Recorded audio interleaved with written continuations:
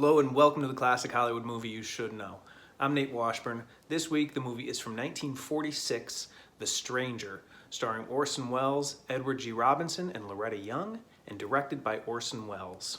So the story of The Stranger, Edward G. Robinson plays Mr. Wilson.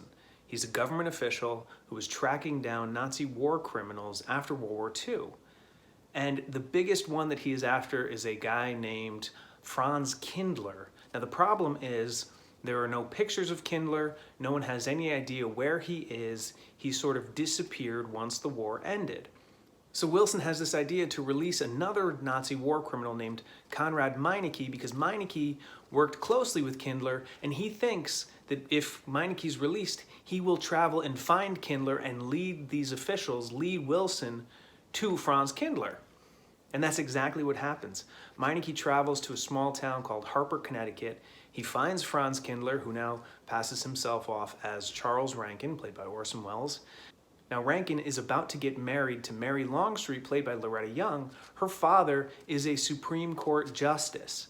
And so Meineke leads Wilson to Harper, Connecticut. Wilson knows that Rankin is Franz Kindler, but he has to sort of convince everyone to believe him, because if he just comes out and accuses him without any evidence, again, there's no pictures, there's no records, then no one will believe him. So he goes about this task of making the people, making Mary, making her family realize that Charles Rankin is not the person that he says he is.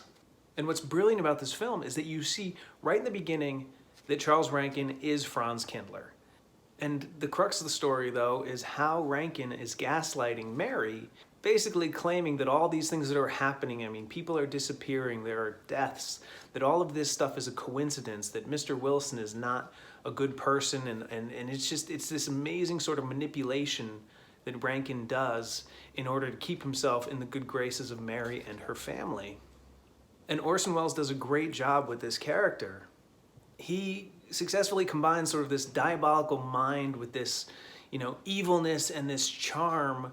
I mean, he's a man who is willing to murder in order to save himself, and yet he can also charm his way into the highest level of New England society and marry the daughter of a Supreme Court justice. It's really a cool performance. Now, one thing that blew my mind about this movie, it was filmed from September to November of 1945. VE Day, Victory in Europe, when the Allied forces defeated the Nazis, was in May of 1945. This movie started filming in September of 1945, which is only 4 months after we had defeated the Nazis. And so to then make a movie about an escaped Nazi war criminal is just incredible. I mean, the war had just ended. It was only 4 months. So, the overarching question of this film is, how could the Allies let someone like Franz Kindler escape? And it's such a gripping story that even today, Amazon has just put out a show called Hunters that follows a group of basically people just like Mr. Wilson who are hunting down Nazi war criminals after the war. And that's a show that premiered in 2020. And it's telling the same story as The Stranger from 1946. And this was the biggest box office hit that Orson Welles made during his career. It was budgeted at $1 million. It grossed over $3 million in the theaters. Citizen Kane, of course, is more well known, but it did not do that well in the theaters. The Stranger was Orson Welles' biggest box office hit during his career.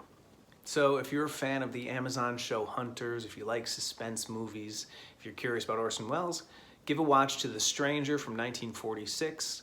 It's really a great film, highly recommended, and it's this week's classic Hollywood movie you should know. I'm Nate Washburn. Keep watching.